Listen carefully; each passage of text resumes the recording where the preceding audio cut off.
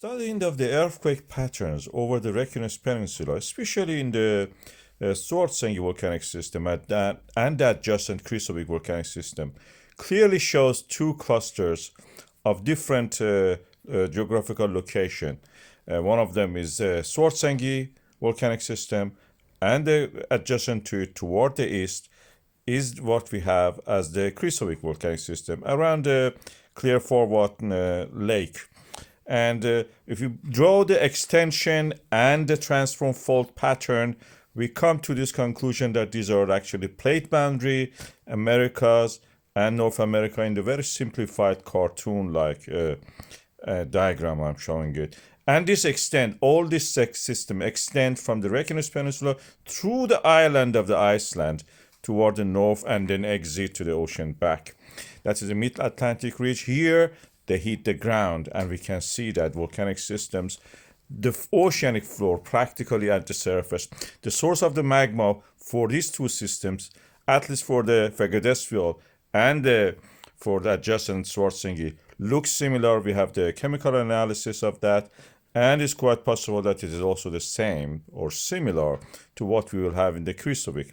So they can have a deep magma source. At the moment, what we are seeing is that our GPS data on these stations, you can see on the map here, show that the slowing down of the rise in the Svartsengi area. This, based on that extrapolation from that, we could predict that the slowing down could be due to the eruption be close in that system. One of the dates was 10th of the March. Now we have another prediction by the Thorvaldur Thordarson, professor of the volcanology in the University of Iceland, who has also predicted this before and now has extended it to beyond that for the 20th of the March. It's quite possible, according to him, and I have also previously mentioned, that we will have also eruption in the area of the Clear Forward, which is a Krysuvik volcanic system. I have a video added to that. That is around several months ago. I was talking about this. And what he says also is similar to that. There is a 50-50 chance of also an eruption. And it may take within the several days or week, and the same location as before, as the seventh eruption. As I've mentioned, Krysuvik probably is building a magma reservoir, and I've explained it in the coming video. Since the end of the last eruption of the Svartsengi volcanic system in August, we are seeing lots of earthquakes in the area of the Reykjanes Peninsula of Iceland. Many of them are concentrated around this lake, which we call Clear Forward. And that is forming along a series of the transform and extension faults that divide the boundary between the Eurasia and North America. The pulling apart of the land in this area create this extension and transferring the movement through those transform faults, the top parts at a shallower angle. And most of it at the moment are concentrated in the Krysuvik area.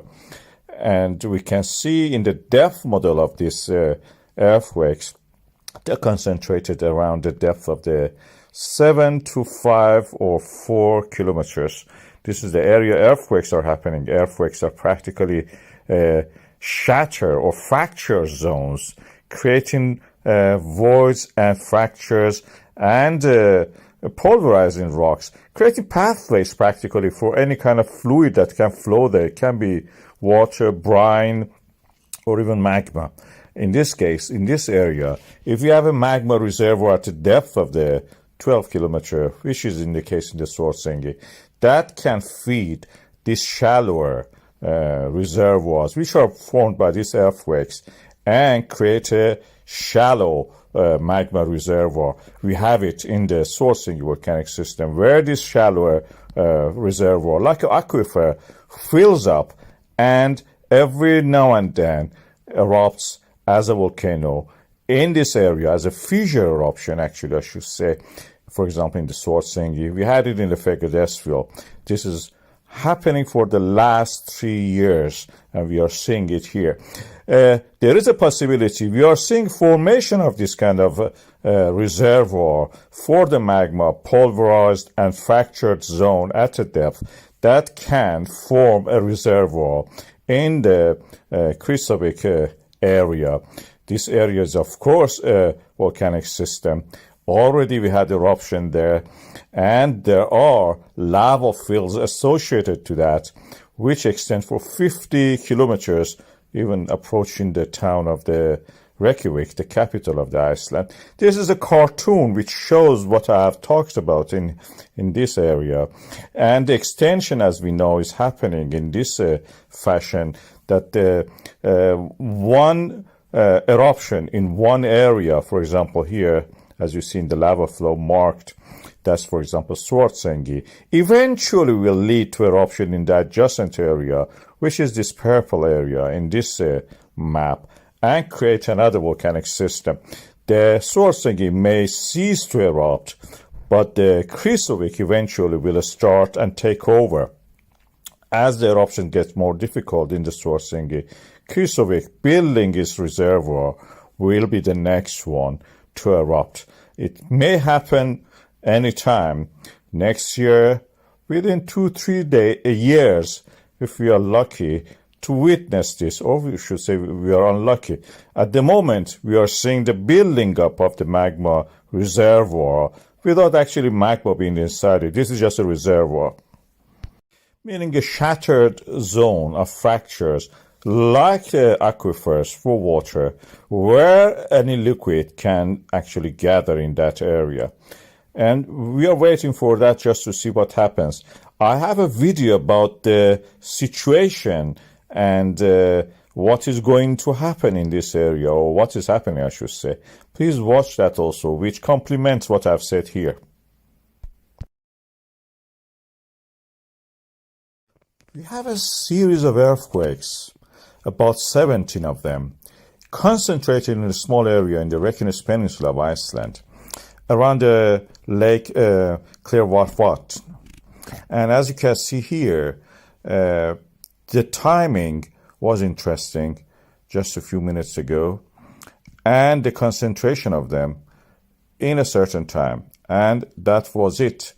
When we look at the data closely, we see the depth of them is interesting. I have marked them here. You can see the depth of the 5 to 7 kilometers, and the magnitude is written here. They're quite small, and when we plot them on a chart in 3 dimensions, you can see that they are restricted to a depth of the 7 to 5 kilometers, magnitude relatively bigger compared to what we have in this area, and in that area we don't have any earthquakes at the moment that is as big as that.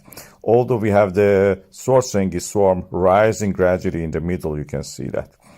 And the location of them indicates these are related to the Krysuvik volcanic system, a nasty big volcanic system.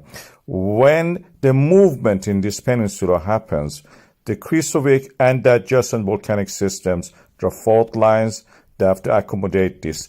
Through the transform faults, as you see here, and this is the jagged line of the transform fault and the normal faults. Transform faults are those ones in the black. I've marked them, the movements of them in the Eurasia and the North America. Eurasia is toward the right.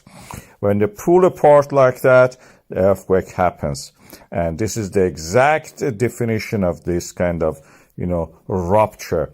When such a thing happens deep in the earth, these blocks of the rock, these slivers of the rock, down to the mantle of the earth, softened at the depth, of course, create this sudden jerky movements.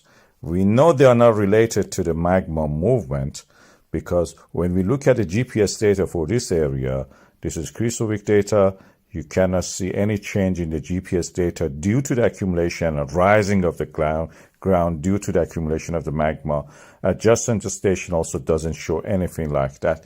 These are the definition of the word tectonic, and this is what we see here. Sudden jerky movement which creates rupture and breaking apart of the earth crust.